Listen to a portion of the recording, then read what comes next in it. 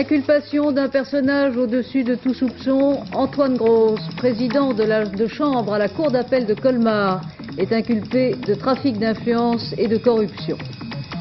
La mafia italienne à feu et à sang, une fusillade entre clans rivaux a fait 8 morts la nuit dernière à Palerme. Manifestation à Paris en faveur de Jacques Abouchar, plus de 2000 personnes ont défilé en silence de l'ambassade d'Afghanistan à l'ambassade soviétique.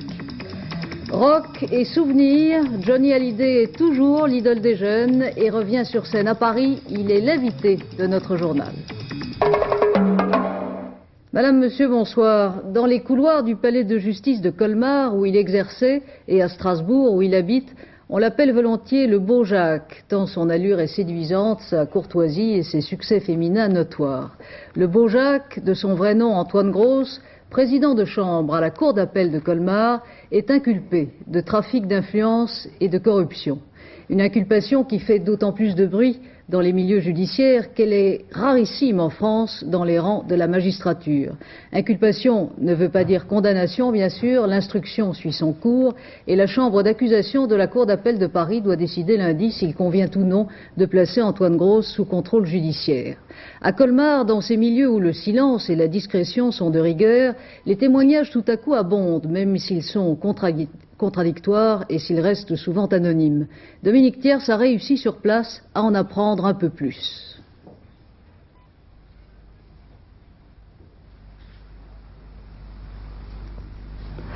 Jacques-Antoine Gross, président de chambre à la Cour d'appel de Colmar, siégeait aussi depuis peu au tribunal des forces armées de Landau. Grand, la soixantaine, un homme jovial selon ses amis. Il vit à Strasbourg, dans une petite rue du centre-ville. Aujourd'hui suspendu de ses fonctions, Jacques Gross est inculpé pour corruption et trafic d'influence. Je suis victime d'une vengeance personnelle, nous a-t-il déclaré ce matin, dans l'entrebâillement de sa porte. C'est la vengeance d'une femme dont je me suis séparé et qui a tout essayé pour me tuer moralement. Parce qu'on a voulu que l'abcès soit vidé. Quel abcès ? Eh bien, toutes ces accusations qui ont été faites par cette personne qui me mettait en cause. Ami proche du magistrat, Gérard Hess, le propriétaire de ce grand garage dans la banlieue de Strasbourg, propriétaire aussi de 8 autres points de vente dans la région et de plusieurs immeubles. Une belle affaire, comme le soulignent ses employés. Gérard Hess dément s'être servi de son ami magistrat pour gagner ses procès. Il ajoute qu'il n'a payé ni voyage ni voiture à son ami Jacques-Antoine Gross. Écoutez, ces voitures, il les a toujours payées par chèque sur sa banque. C'est vérifiable, donc ça encore, c'est tout à fait mensonger. Et les voyages, je ne lui ai jamais payé de voyage, donc c'est faux également. Ce soir en Alsace, on attend la décision du Conseil supérieur de magistrature qui devrait se prononcer lundi sur la mise sous contrôle judiciaire du magistrat de Colmar. L'affaire est traitée de Paris. Mais on sait à présent que plusieurs policiers de Strasbourg ont enquêté minutieusement sur le dossier à la demande du procureur de la République de Colmar. Pour l'heure, le dossier est entre les mains du président de la chambre d'accusation de Paris. L'affaire est révoltante et dans le petit village de l'Épange sur Vologne, dans les Vosges, l'indignation avive encore l'angoisse. Un petit garçon de 4 ans et demi a été retrouvé noyé, pieds et poings liés. Sa famille est poursuivie depuis des années par la haine d'un homme, d'un corbeau qui cette fois ne s'est pas contenté de coups de téléphone anonymes. La police mène une enquête d'autant plus difficile que l'assassin fait peut-être partie des 70 membres de la famille. Jean-Claude Darigo. Un petit garçon de 4 ans noyé, pieds et poings liés, une cordelette autour du cou dans une rivière des Vosges. Depuis mardi soir, Grégory avait disparu. Quelques heures après, un coup de téléphone anonyme chez l'oncle de l'enfant. Dites aux parents du gamin que je me suis vengé, j'ai pris le fils du chef. Et le corbeau précisait, je l'ai mis dans la Vologne. La Vologne, c'est la rivière qui coule à proximité du village. Un village où on n'ignore pas que le chef, c'est le surnom qu'on a donné au père de Grégory, Jean-Marie Villemain. On sait aussi que Jean-Marie Villemain était l'objet depuis 2 ans de mystérieuses menaces.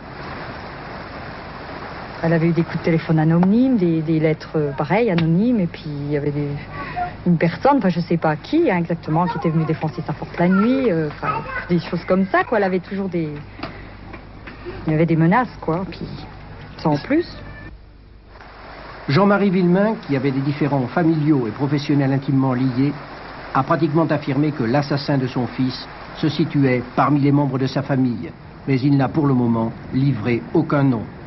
L'enquête piétine. Il y a moins de 3 semaines, en Italie, un parrain de la mafia se mettait à table. La police et la magistrature déclenchaient aussitôt la plus vaste opération jamais entreprise en Sicile et dans la péninsule contre les milieux de la mafia. La guerre des clans s'est aussitôt avivée. La nuit dernière, en une seule fusillade, 8 personnes sont mortes. 8 morts d'un seul coup. C'est la plus grande tuerie jamais exécutée à Palerme par la mafia. Les cadavres ont été découverts ce matin dans une écurie, dans une zone contrôlée par une famille, les Marchese, spécialisée dans les paris clandestins sur les courses de chevaux.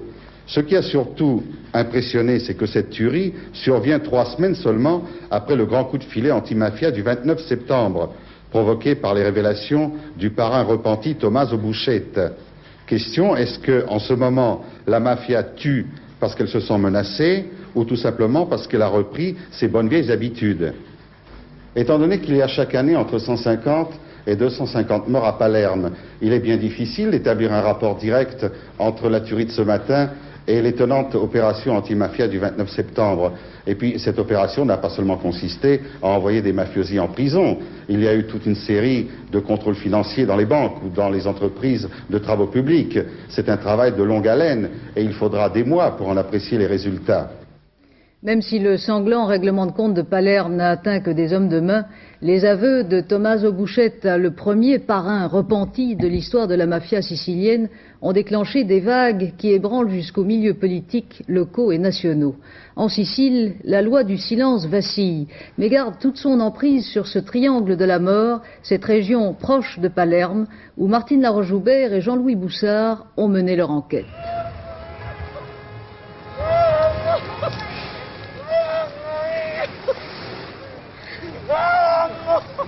Une balle dans la nuque, un meurtre de plus en Sicile. Comment?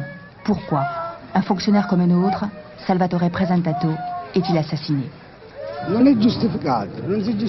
Ce que je pense, c'est qu'il n'y a aucune raison à l'assassinat de Salvatore Presentato.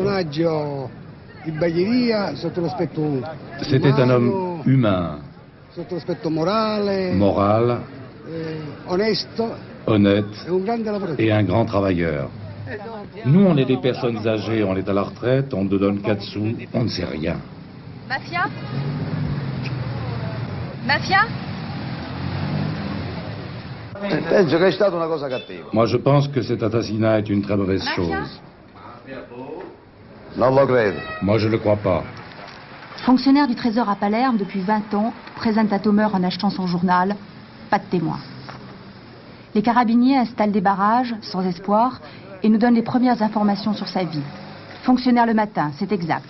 Mais l'après-midi, collaborateur d'un sénateur républicain, assassiné lui aussi il y a 20 jours. Ensemble, ils avaient des intérêts dans des coopératives d'agrumes, surveillées de près par la mafia. Pour les carabiniers, dont les recherches ce matin-là restent infructueuses, ces 2 meurtres sont signés par la mafia, mais ils refusent de l'affirmer devant la caméra. Question de prudence pendant l'enquête. Ce sont des juges de Palerme, menacés de mort, protégés 24 heures sur 24, qui acceptent de répondre à nos questions.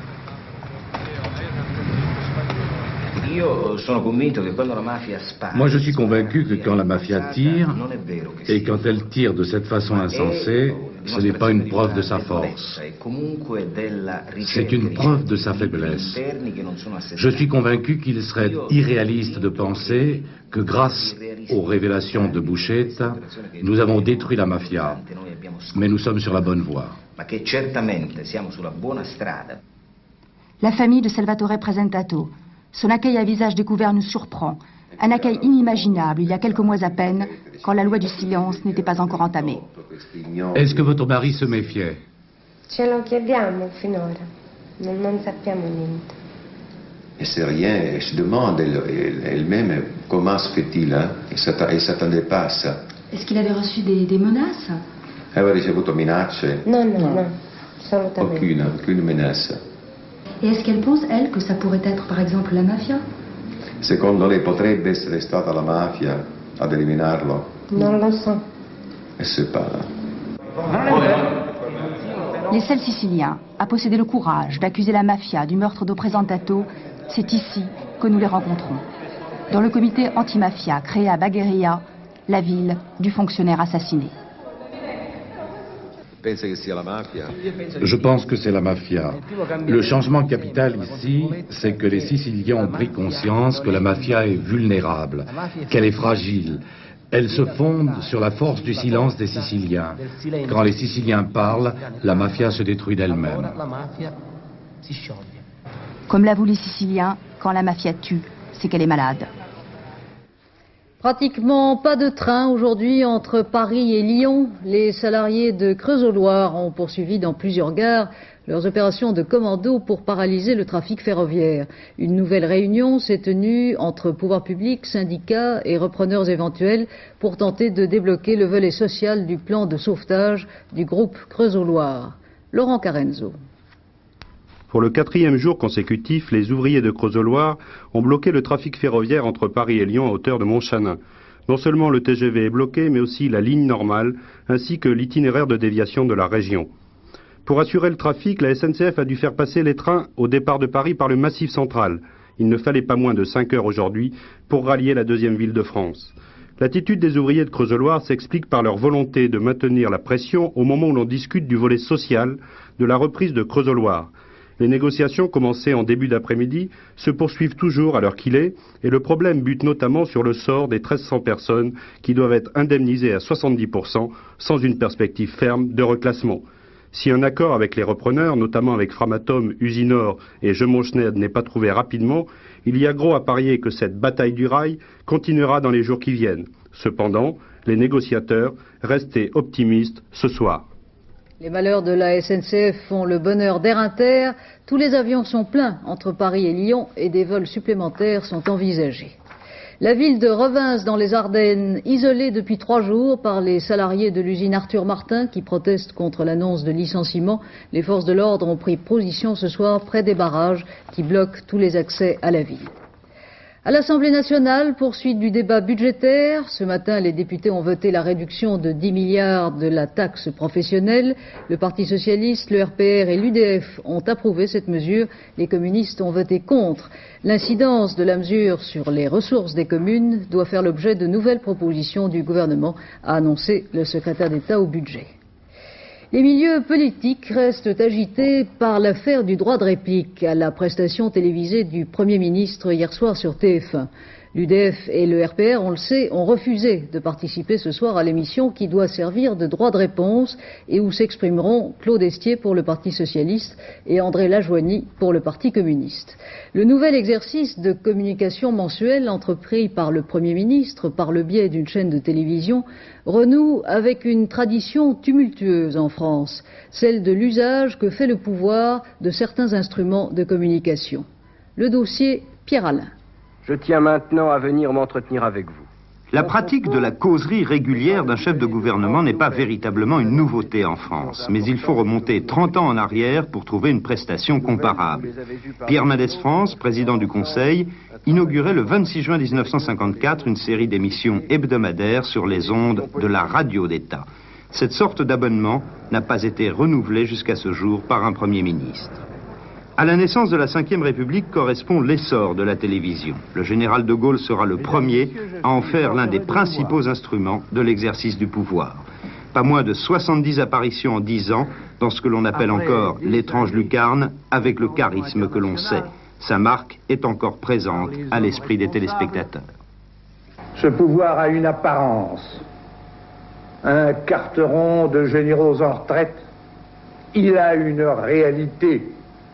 Un groupe d'officiers partisans, ambitieux et fanatiques. Le style change avec Georges Pompidou qui s'en tient à la classique conférence de presse. À travers les journalistes et la télévision, il a rendez-vous 2 fois par an avec l'opinion. L'outil se modernise. Valéry Giscard d'Estaing, qui préférait, disait-il, le contact direct avec les Français, en fait une de ses armes. À côté des classiques conférences de presse, il choisit le cadre plus intime de la causerie au coin du feu, des émissions périodiques comme 1 heure avec le président, ou des entretiens avec des journalistes. Au total, une cinquantaine d'apparitions pour expliquer ses choix, usant volontiers d'un style pédagogique, voire magistral, tableaux et graphiques à l'appui. Le pouvoir, comme l'opinion, s'est familiarisé avec le tube cathodique. Et pour expliquer encore, la télévision semble considérée comme la meilleure des armes. Mais comme un boomerang, il faut savoir s'en servir. Fréquence et régularité ne sont pas forcément les clés de la réussite. La gauche, qui tire de ce phénomène une part de son succès, tente à son tour d'innover. C'est la haute autorité de l'audiovisuel et l'institution du droit de réponse.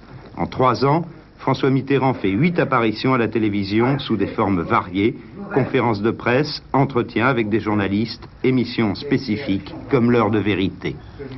Conscient de la difficulté d'expliquer et de convaincre, son Premier ministre, Pierre Mauroy, finit par désigner un porte-parole qui a rang de ministre. Pendant plus d'1 an, Max Gallo aura la tâche difficile de canaliser les informations officielles et de clarifier les décisions prises.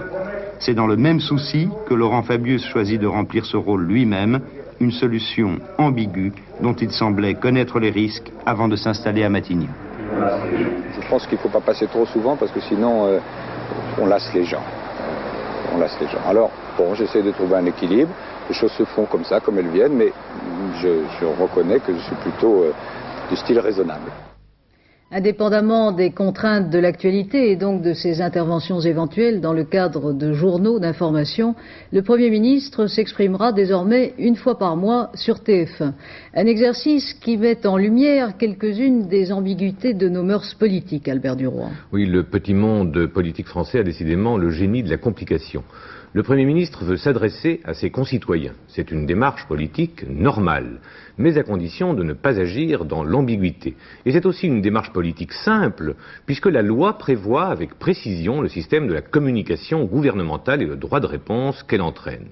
Mais plutôt que de s'en tenir à cette loi, on a voulu innover. Et du coup, on a mélangé les genres en voulant, par exemple, associer à une démarche politique des journalistes dont le métier est de choisir leurs interlocuteurs, les thèmes de leurs questions et le meilleur moment pour les poser. Résultat de cette confusion des genres, l'opposition a eu beau jeu, alors qu'elle n'a vraiment pas de leçon à donner en la matière, l'opposition a eu beau jeu de faire en sorte que le débat porte sur la forme de l'émission d'hier soir et non sur le fond. Alors le fond, c'est quoi ? C'est la difficulté qu'a le gouvernement actuel de faire comprendre sa politique soit par ses propres électeurs qui ne l'ont pas suivi dans son virage, soit par les opposants qui continuent à le condamner pour ce qu'il faisait avant et refusent de l'apprécier pour ce qu'il fait aujourd'hui. Le problème de Laurent Fabius n'est pas seulement une difficulté de communication, c'est surtout un problème de cohérence entre ce qui se faisait sous Pierre Mauroy et ce qui se fait aujourd'hui. Peut-il retrouver cette cohérence sans reconnaître qu'il a changé, sinon d'objectif, du moins en tout cas de méthode? C'est à cette condition-là que le gouvernement pourra demander aux Français leur soutien, et non par des artifices. C'est sur une nouvelle politique, clairement reconnue, qu'il peut espérer obtenir une nouvelle confiance. En hommage à Pierre Mendès France et à l'occasion du 2e anniversaire de sa mort, le président Mitterrand a dévoilé aujourd'hui au Jardin du Luxembourg à Paris une statue en bronze de l'ancien président du Conseil due au sculpteur Pierre Peignot.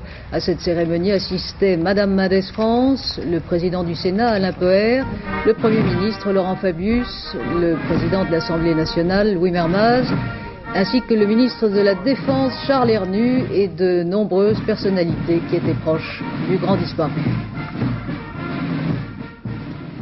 Le dollar à la hausse, le pétrole à la baisse. La devise américaine a regagné 10 centimes aujourd'hui à Paris en cotant 9,61 francs. La livre britannique a sévèrement chuté sous l'effet de l'annonce hier de la réduction du prix du pétrole britannique de la mer du Nord. De Londres, Philippe Arroir. Avec le recul continu et spectaculaire de la livre sterling et la baisse de la bourse, c'est l'affolement sur le marché financier de Londres. 2 événements en sont responsables. Premièrement, la menace d'un arrêt total des houillères suite à la grève des agents de sécurité prévue pour jeudi prochain. Plus de charbon, cela veut dire des centrales électriques non alimentées, donc des coupures de courant probables pendant l'hiver. Deuxième événement, après la Norvège, la Grande-Bretagne a dû baisser le prix de son pétrole brut, car elle ne pouvait plus lutter contre la concurrence du marché libre. Cette décision risque de rallumer la guerre des tarifs pétroliers. Le marché financier réagit d'autant plus vivement qu'il a été pris par surprise. et qu'il craint que la Grande-Bretagne soit obligée de relever ses taux d'intérêt pour défendre la livre. D'autre part, la chute continue du sterling contribue à alimenter l'inflation. Cet affolement montre que les financiers n'ont plus confiance dans les grands indicateurs économiques de la Grande-Bretagne. Cela va-t-il inciter Mme Thatcher à jeter du lest pour régler le conflit des mineurs? La réponse est non. Pour le Premier ministre, une victoire des mineurs sur le gouvernement serait encore plus catastrophique que la situation présente. À la suite de la baisse du prix du pétrole britannique et norvégien, les pays pétroliers membres de l'OPEP vont tenter d'enrayer un effondrement du marché. Ils doivent se réunir à Genève le 28 octobre prochain. Le prix Nobel d'économie est britannique. Sir Richard Stone, 71 ans, est un ancien assistant de Keynes, le théoricien britannique qui a laissé son nom à plusieurs principes de l'économie moderne. Sir Richard Stone est un pionnier et un promoteur des systèmes de comptabilité nationale. Le prix Nobel de la paix est rentré chez lui, applaudi par les siens et boudé par le régime. L'évêque noir anglican Esmond Tutu est arrivé tout à l'heure à Johannesburg, en Afrique du Sud, et il a retrouvé l'apartheid. Michel Strulovici. Le prix Nobel de la paix retrouve les siens.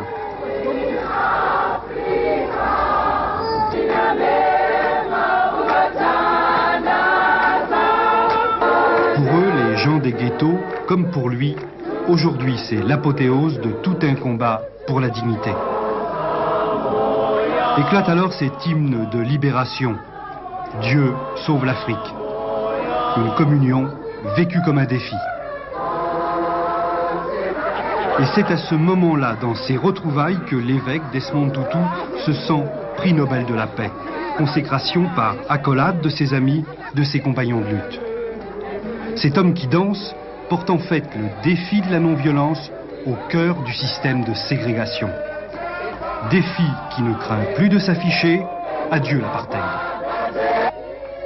Dans une conférence de presse ce soir, le prix Nobel de la paix a déclaré qu'il ne pensait pas que le gouvernement sud-africain ouvrirait de son plein gré le dialogue, mais qu'il devra y être contraint, a-t-il dit.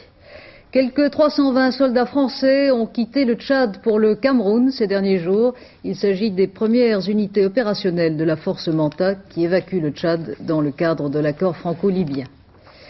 Voilà 31 jours que Jacques Abouchar est prisonnier des forces soviéto-afghanes à Kaboul. Le chargé d'affaires français n'a toujours pas pu lui rendre visite, en dépit des traités internationaux en la matière. Le Quai d'Orsay a convoqué une nouvelle fois aujourd'hui le chargé d'affaires afghan pour exiger le droit de visite et la libération immédiate de Jacques Abouchar. Et à Paris aujourd'hui, plus de 2000 personnes ont manifesté en silence entre les ambassades d'Afghanistan et d'Union soviétique. Philippe Gassou. C'est Jacques Abouchar, l'absent, qui aujourd'hui a tenu le plus de place de l'ambassade d'Afghanistan jusqu'à celle du RSS. Depuis sa prison de Kaboul, il est le symbole de la presse bâillonnée et de la liberté malmenée. Tous les journalistes présents à Paris étaient là et ils ne sont pas venus seuls. Madame, vous êtes devant l'ambassade d'Afghanistan et pourtant vous n'êtes pas journaliste. Qu'est-ce qui vous amène? Je suis mère de famille et je viens pour monsieur Abouchar, qui est un monsieur charmant, mais surtout pour que l'information passe partout. C'est la liberté. Il n'y a pas de raison qu'il ne soit pas libre de faire son travail normalement. Simplement, le jour où il n'y aura plus de journalistes, il n'y aura plus de démocratie. Je pense que c'est simple comme ça. Michel Honorat, un homme de terrain, un grand reporter, s'est fait le porte-parole de tout le monde. Ce n'est ni en gardant, ni en jugeant, ni en condamnant un journaliste que l'histoire demain sera muette sur la guerre qui se mène en Afghanistan. Nous sommes là, démunis mais entêtés, silencieux mais solidaires, parce qu'avec la libération de Jacques Abouchar que nous réclamons, et que nous réclamerons encore et encore avec opiniâtreté, c'est notre propre liberté d'informer, de témoigner, et votre droit à l'information honnête et complète que nous défendons. Les témoins, les manifestants, étaient environ 2000 qui essayaient ensemble d'ébranler les barrières de silence qui abritent souvent les pires desseins et bâillonnent de nombreux peuples dans le monde. Contre la chape de plomb se sont élevés dans la rue, à Paris aujourd'hui, les cris pour la liberté dont Jacques Abouchar est devenu un symbole. Abouchar, libéré! Abouchar, libéré! Abouchar, libéré! Les deux avocats contactés par la famille de Jacques Abouchar ont demandé un visa pour se rendre à Kaboul. Ils ne l'ont toujours pas obtenu. Dominique Baudis, maire de Toulouse et député européen, a demandé lui aussi un visa pour aller suivre en observateur à Kaboul la procédure engagée contre Jacques Abouchar. De son côté, le chef spirituel de la communauté musulmane chiite en Europe a envoyé un message au grand moufti d'Afghanistan pour lui demander d'intervenir en faveur de Jacques Abouchar. Le gouvernement belge accuse la France dans un communiqué de s'être comportée de manière peu correcte dans l'affaire du renflouement du Mont-Louis, ce cargo échoué depuis le 25 août dernier au large d'Ostende. L'armateur du Mont-Louis, la Compagnie Générale Maritime, refuse en effet d'intervenir dans l'enlèvement de l'épave qui continue d'entraver le trafic sur une route maritime particulièrement fréquentée. Deux mots de sport avec le report du match de football Racing Club de Paris-Nantes, qui devait avoir lieu demain soir au Parc des Princes. 8 joueurs parisiens sont en effet victimes d'une intoxication alimentaire. Ils ont sans doute trop mangé à Toulon mardi soir. La rencontre aura lieu samedi.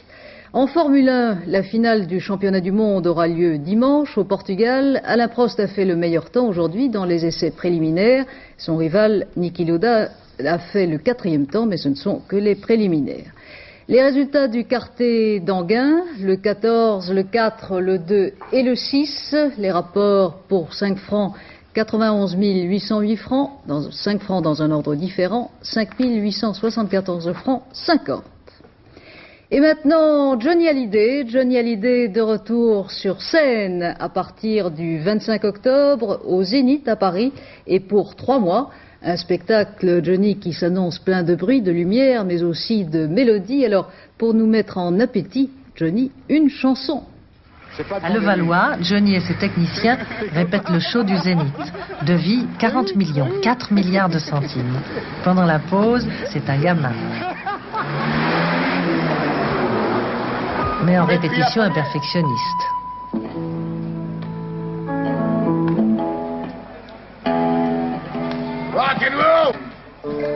Des chansons nouvelles, des anciennes et même du Jacques Brel, mais rockers avant tout, du rock d'il y a 25 ans et du rock d'aujourd'hui.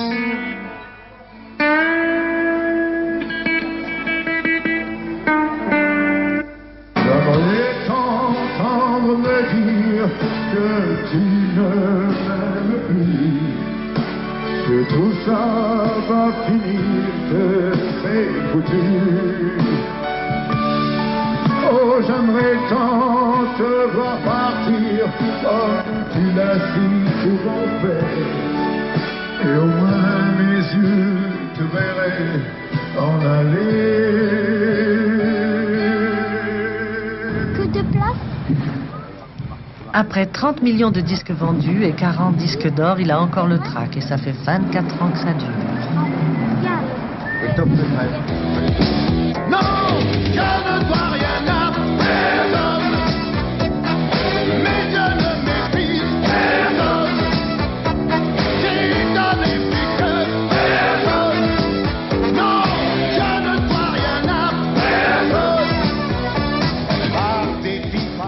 Johnny Hallyday, ce spectacle au Zénith, on vient d'en avoir un avant-goût. Ce sera du rock, bien sûr, mais oui, du rock façon Spielberg. Là, pour l'instant, oui, on a essayé de faire quelque chose d'un peu différent. Avec de gros moyens. Et c'est-à-dire que, oui, le public est habitué à ce qu'on fasse chaque fois des gros spectacles, et c'est ce qu'on essaye de faire. Et alors là, c'est véritablement une féerie de lumière, d'après ce que l'on peut lire de ci, de là. On a à peu près 4000 projecteurs. On a beaucoup de matériel de son, on a beaucoup d'effets scéniques. Et ce qu'on a essayé de faire, on a essayé d'habiller chaque chanson un petit peu comme des vidéoclips, habiller les chansons par des effets de lumière, des effets sonores. Il y aura des cascadeurs, il y aura des danseurs, il y aura plein de choses. Alors, France Roche nous le rappelait, 24 ans de carrière, ça ne se voit pas, pour nous c'était hier. Mais ça ne nous rajeunit pas. Mais votre public aujourd'hui, est-ce que ce sont des toujours jeunes comme nous, ou bien ce sont vraiment les jeunes d'aujourd'hui ? Ce que j'ai remarqué, moi, d'après ma dernière tournée, il y a des gens qui ont mon âge, qui m'ont suivi depuis mes débuts. Ces gens-là, ils ont des enfants qui viennent avec leurs parents. Et puis, on a aussi des gens qui ont dépassé la cinquantaine. Et souvent, je reçois des lettres notamment d'une dame qui a 75 ans qui m'a envoyé comme porte-bonheur une petite mandoline que j'ai gardée. Et il y a plein de gens comme ça, un peu de tous les âges. Mais alors le Johnny Hallyday qui tourne donc pour Jean-Luc Godard, celui qui ne se décolore plus les cheveux, qui n'a plus de boucles d'oreilles, dont on dit qu'il ne va plus en virée nocturne avec ses copains, c'est quoi? C'est une nouvelle vie alors, sous le signe du bonheur conjugal? Non, ce n'est pas une nouvelle vie, enfin je suis très heureux dans ma vie conjugale, mais ce n'est pas une nouvelle vie, c'est que j'essaye surtout de faire un métier, c'est un métier qui demande beaucoup de concentration. On ne peut pas se permettre de faire trop d'excès, et puis, bon, c'est comme tous les métiers, il faut être un peu sérieux. C'est vrai que votre rêve, c'est de jouer Hamlet? C'était mon rêve, et puis, bon, le disque que j'avais fait sur Hamlet n'a pas très bien marché, et finalement, on n'a pas fait le spectacle. On aurait dû faire comme Serge Lama, on aurait dû continuer. Ce sera peut-être le prochain. Johnny Hallyday, merci. On vous retrouvera samedi dans le magazine à 17h50 sur Antenne 2. On vous verra dans le film de Jean-Luc Godard, Détective, et on vous verra aussi à l'œuvre au Zénith. Et maintenant, Laurent Boussier a tout juste le temps de nous parler du temps. Oui, avec pour demain une météo qui peut être soit optimiste, soit pessimiste. Optimiste, il n'y a plus de brouillard. Pessimiste, les nuages reviennent et avec eux des éclaircies qui vont nous soumettre au régime de la douche écossaise. Regardons la photo satellite. Notre pays est soumis à l'influence d'une dépression située au voisinage de l'Irlande, une dépression qui alimente cette perturbation qui ondule petit à petit en se rapprochant de nos côtes, en envahissant la France. Demain, elle ondulera sur une grande partie du pays. Regardons la carte du temps prévu, avec toujours du soleil sur la moitié sud-est du pays, du soleil, mais quelques nuages sur les côtes méditerranéennes. Un peu plus au nord du Bordelais à l'Alsace, un temps très nuageux et très pluvieux. Et enfin, sur la moitié nord-ouest, un temps variable, avec du soleil, des éclaircies, de la pluie, et toujours des vents de sud-ouest assez forts sur toutes les côtes de la Manche et du Nord. Les pressions sont en baisse, les températures sont à peu près stationnaires, en baisse sur la moitié nord, en hausse sur la moitié sud. Et comme on est très précis, on va passer tout de suite à notre agenda pour demain. Demain, c'est le vendredi 19 octobre. Le soleil se lève à 7h16, se couche à 17h53. C'est la Saint-René qui est le patron du Canada. À 23h20, Hervé Claude vous présentera notre dernière édition. Demain, 12h45, antenne de midi. 18h30, c'est la vie. Et j'aurai le plaisir de vous retrouver demain à 20h. Très bonne soirée.